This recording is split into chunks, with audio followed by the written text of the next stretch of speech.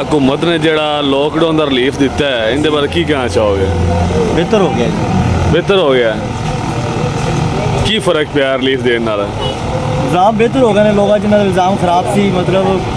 कि 8 बजे तो पहला जो दुकानदार कहते सी कि बंद हो गए ने कारोबार का मसला बन रहा है अगे होनो बेहतर ने ईद सोहनी लग जाएगी जी इंशाल्लाह। जी हुकूमत ने जड़ा रिलीफ दिता है लॉकडाउन के हवाले नाल ईद की मुनासबत नाल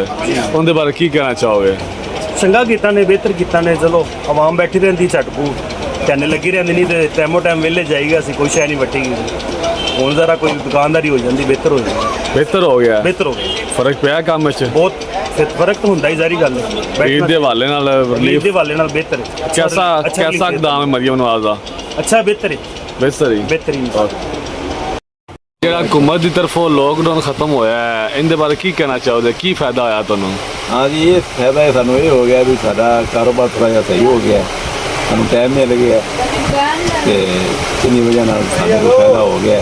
कारोबार दे विच अगर जो टाइम होंदा भी साडा कारोबार नहीं सी होना कि थोड़ी ईद खराब हो जानी बिल्कुल खराब हो जानी सी लेकिन दी वजह सानू जरा बहुत मेहरबानी है ना साहबा दी है जी भाई ये कह रहे हैं कि अगर सानू टाइम ना मिलता तो साड़ी ईद खराब हो जानी सी